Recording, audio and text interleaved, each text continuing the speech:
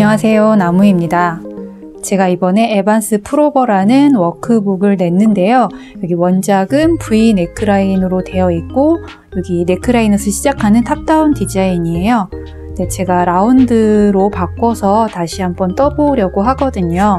근데 혹시 저처럼 라운드를 뜨고 싶은 분들이 계시거나 아니면 워크북을 구입했는데 펼쳐보고 너무 엄두가 안 나서 망설이는 분들이 계시면 함께 뜨기를 하면 어떨까 싶어서 영상을 찍게 되었습니다. 우선 에반스 프로버는요, 말씀드린 대로 여기 탑다운 넥라인에서 시작하는 탑다운 레글런 디자인이고요. 레글런은 여기 몸판과 소매가 사이의 경계가 이렇게 사선으로 나타나는 디자인이거든요.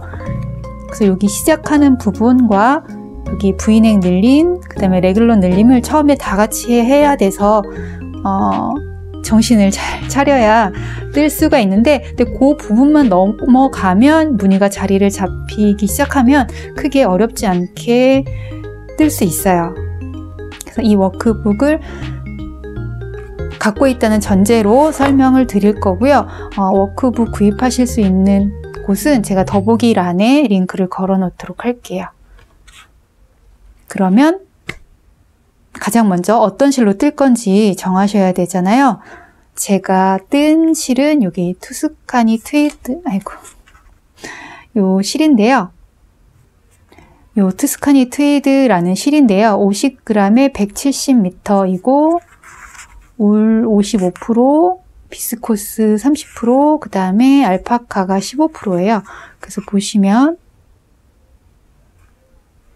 요런 털이 좀 긴 털들이 있어요. 그래서 피부가 예민하신 분들은 좀 따갑다고 느끼실 수 있는 실이에요. 그래서 원작은 아이보리로 떴는데 라운드 버전은 요 색깔로 뜨려고 해요. 이게 22번으로 뜨려고 해요. 시험 뜨기도 했는데 이렇게 떠지겠죠? 원작실 외에도 제가 추천할 만한 실이 제가 쓰는 실들은 항상 비슷해서요. 요 헤더라는 실, 제가 좋아하는 실인데요. 면 베이스인데 울 느낌이 많이 나는 실이고 또 양이 많아서 이런 느낌, 약간 빈티지한 느낌이 나서 제가 좋아하는 실이거든요. 이 실은 50g에 125m 정도 돼요. 그리고 보시다시피 기모가 꽤 많이 있어요. 근데 이게 알파카의 긴 털 같은 기모가 아니고 솜털 같은 기모예요. 근데 이것도 피부가 예민하신 분들은 따갑다고 느끼실 수가 있어요. 그러니까 그 예민하다의 정도가 사람마다 다 다르기 때문에 제가 안 따갑다라고 했는데 따갑다고 느끼시는 분들도 계실 거고, 제가 이거 따가울 수 있어요 했는데 안 따갑다는 분들 계실 거거든요. 근데 기본적으로 털이 있는 것들은 피부가 예민하신 분들은 피하시는 게 좋을 것 같아요. 이것도 이렇게 이런 느낌의 실이에요. 그리고 제가 엠버라는 실로도 시험뜨기를 해봤는데요. 이게 꽈배기가 많잖아요. 그래서 엄두가 안 나시는 분들은 원작보다 살짝 굵은 실을 사용해서 작은 사이즈의 코스대로 뜨면 사이즈가 약간 크게 나오거든요. 그래서 이 엠버라는 실로 시험뜨기를 했는데 이렇게 나왔어요. 근데 이것도 무늬 잘 나오는 것 같아요. 4mm로 뜬 거, 이거 똑같이 4mm로 떴거든요. 근데 사이즈가 엠버로 뜬 게 더 크게 나오죠. 그래서 혹시 코스의 압박이 느껴져서 큰 사이즈를 약간 작게 적은 코스로 뜨고 싶다 하시면 약간 굵은 실을 준비하시는 것도 괜찮을 것 같아요. 그리고 제가 추천하는 실 중에 하나, 이거 제가 좋아하는 실인데요. 슈퍼백이라는 실인데 50g에 165m이고 슈퍼백으로 뜬 거는 요래요. 이 실은 정말 맨살에 입어도 부드러워요. 제가 울로 된 실 중에 맨살에 입었을 때 부드럽다고 느낀 실 중에 하나예요. 더 좋은 실들도 많이 있지만 제가 최근에 많이 사용하는 실 중에서는 이 실이 부드럽기로는 가장 좋은데 좋은 만큼 좀 가격이 세서 선뜻 곱게 되지는 않는 실이긴 한데 어쨌든 이 슈퍼백이라는 실도 좋고요. 또 피부가 많이 예민하신 경우는 이렇게 기모가 많은 실보다는 이런 슈퍼워시로 된 실이 더 적당할 수 있어요.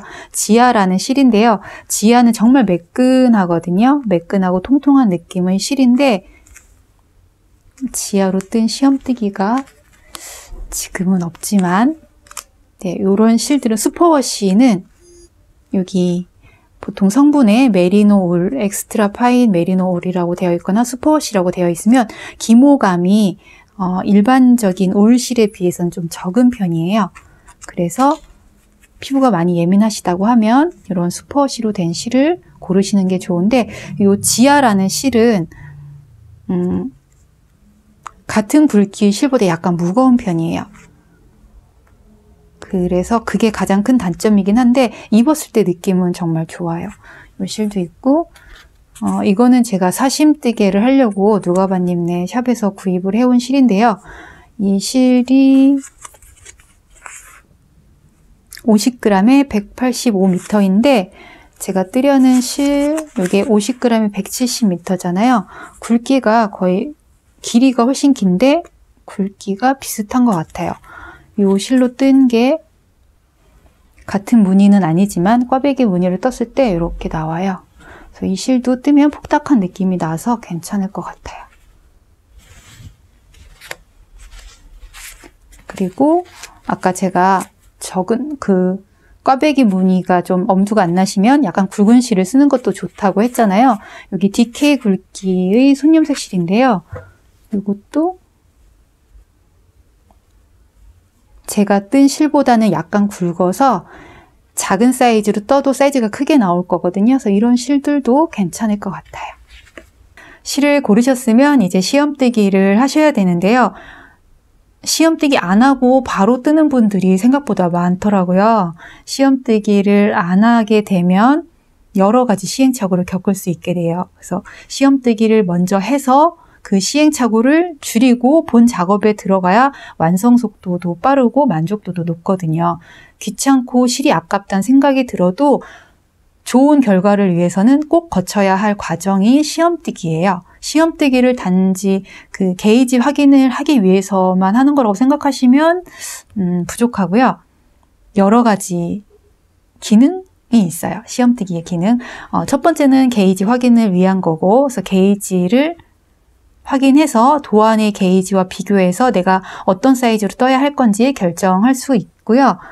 두 번째는 뜨개를 좋아하시는 분들은 뭐 코바늘도 뜨고 소품도 뜨고 옷도 뜨고 또 숄 같은 것도 뜨고 이렇게 되게 여러 가지를 뜨시잖아요. 그렇지 않고 꾸준히 옷만 뜨시는 경우면 괜찮은데 내가 되게 다양한 작업을 한다고 하면 예를 들어서 코바늘 가방 같은 경우는 약간 촘촘하게 뜨는 편이고 대바늘 숄 같은 경우는 느슨하게 뜨는 편이잖아요. 내가 전작에 최근에 그런 작업을 하고 그 다음에 옷을 뜨게 되면 내 손이 좀 느슨해져 있거나 내 손이 좀 촘촘해져 있을 수도 있어요. 그래서 시험뜨기를 하면서 내 손땀이 옷뜨기에 적당한 손땀이 될 수 있도록 조절하는 과정 중에 한 가지도 시험뜨기이고요. 또 다른 거는 무늬를 익히는 과정이에요. 이거 정말 중요한데 똑같은 옷을 또 뜨는 경우가 아니라면 내가 어떤 옷을 뜰 때 새로운 디자인이거나 새로운 무늬를 떠보게 되는 거잖아요. 아무 무늬 없이 디자인만 바뀌는 경우라면 상관이 없는데 내가 이 무늬를 처음 떠본다고 하면 이 무늬에 익숙해진 상태로 본 작업에 들어가야 돼요. 왜냐하면 내가 이 무늬를 잘 알지 못해서 차트 한 칸 한 칸을 보면서 뜰 때의 게이지와 내가 어느 정도 익숙해져서 뜰 때의 게이지가 달라지는 경우가 있어요. 이게 되게 확 티나는 분들도 계세요. 그래서 시험뜨기를 할 때는 촘촘하게 나왔는데 본 작업을 해서 코늘림도 어느 정도 끝나고 이제 편해지기 시작하면 손이 느슨해지는 경우도 있어요. 반대인 경우도 있고요. 그리고 무늬를 잘 몰라서 뜰 때는 아무래도 편물이 울퉁불퉁할 수밖에 없잖아요. 근데 익숙해져서 뜨는 속도가 빨라지면 또 게이지가 약간 달라질 수도 있거든요. 그래서 보통 게이지를 가로 세로 15 정도 넉넉히 뜨라고 하지만 저 같은 경우는 내가 이 무늬를 처음 뜬다고 하면 그 무늬가 손에 익숙해질 때까지 뜨는 걸 추천해요. 그래야 이 무늬 차트도 어느 정도 흐름을 파악하고 떠야 본 작업에서 훨씬 수월하거든요. 그래서 무늬를 익히고 완성 속도를 빠르게 하는 데 도움이 되는 것도 시험뜨기의 기능 중에 한 가지예요. 그러면 왜 시험뜨기를 해야 됐는지 설명을 충분히 드렸으니까 시험뜨기를 하시겠죠? 워크북의 4페이지를 보시면 여기 차트가 나와 있어요. 이 차트를 원하는 길이가 될 때까지, 무늬가 익숙해질 때까지, 아니면 나는 꽈배기 무늬를 여러 번 떠봐서 어렵지 않다 하시면 15cm 정도 높이가 될 때까지 시험뜨기를 하시면 되는데요. 혹시 차트를 보시는 게 처음이신 분들도 계실 수 있으니까 설명을 드려볼게요. 우선 그 아래에 기호에 대한 설명이 있는데, 이 뜨개 기호는 표준이라고 할 만한 게 있긴 한데, JIS라고 일본에서 만들어진 뜨개 기호들이 있긴 한데, 그 표현 방법이 작가나 출판사나 나라마다 약간 다를 수 있어요. 그래서 내가 아는 기호인데 이 도안에선 다르게 설명될 수도 있어요. 그래서 내가 알더라도, 뜨개를 많이 해봤더라도 여기 기호에 대한 설명을 충분히 읽어보시고 숙지를 한 다음에 차트를 보시는 게 좋아요. 다른 도안에서는 이게 가끔 빈칸으로 네모인 경우 있거든요. 어떤 도안에서는 그 빈칸인 네모가 안뜨기일 때도 있고요. 어떤 도안에서는 그 기호가 겉뜨기일 때도 있어요. 그래서 꼭 여기 기호 설명을 읽고 그 설명을 이해하신 후에 차트를 보셔야 되고요. 보시면 여기 1단 안쪽, 2단 겉쪽이라고 설명이 되어 있거든요. 1단 안쪽이라는 의미는 내가 1단을 뜨고 있을 때 보여지는 면이 내가 입었을 때 안쪽으로 들어온다는 면이고요. 2단 겉쪽이라고 했을 때는 내가 뜨고 있는 2단째를 뜨고 있을 때 그 보여지는 면이 있죠. 그게 입었을 때 겉으로 보여진다는 뜻이거든요. 그리고 뜨개 차트는 겉면에서 봤을 때 기준으로 그려져 있어요. 그런데 실제로 뜰 때 보면 여기 지금 다 겉뜨기로 보이죠. 이 가장자리를 빼고 다 겉뜨기로 보이죠. 하지만 실제로 뜰 때는 겉쪽에서는 겉뜨기로 뜨고 편물을 돌려서 안쪽에서 뜰 때는 안뜨기로 떠야 겉쪽에서 겉뜨기로 보여요. 그래서 차트에 다 겉뜨기 표시예요. 그러면 실제로 뜰 때는 겉쪽에서는 겉뜨기, 안쪽에서는 안뜨기로 떠야 겉면에서 모두 겉뜨기로 보여요. 이걸 헷갈려 하시는 경우가 초보일 때는 굉장히 많아요. 그래서 대반을, 기호는 겉면을 기준으로 한다는 거, 그리고 편물 안쪽에서 뜰 때는 기호의 반대로 떠야 된다는 걸 꼭 기억을 하셔야 돼요. 그래서 예를 들어서 1단 같은 경우는 안쪽이잖아요. 여기 안쪽으로 표시된 부분은 차트의 왼쪽에서 오른쪽으로 진행하면서 뜨셔야 돼요. 이렇게 진행하면서. 그래서 여기 보시면 여기 안뜨기로 표시되어 있잖아요. 그럼 안뜨기의 반대는 겉뜨기겠죠. 그래서 실제로 뜰 때는 겉뜨기, 꼬아서 안뜨기, 겉, 여기는 겉뜨기로 표시되어 있죠. 그러면은 안뜨기로 떠야 되는 거예요. 그 다음에 여기는 안뜨기로 표시되어 있으니까 안뜨기의 반대는 겉뜨기잖아요. 겉, 겉,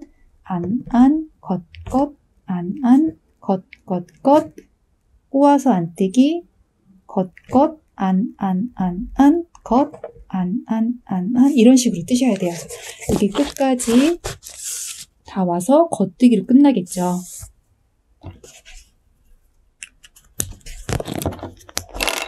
그 다음에 2단째는 겉쪽이니까 차트의 오른쪽에서 왼쪽으로 진행하면서 기호 그대로 뜨면 돼요. 겉, 여기 교차뜨기,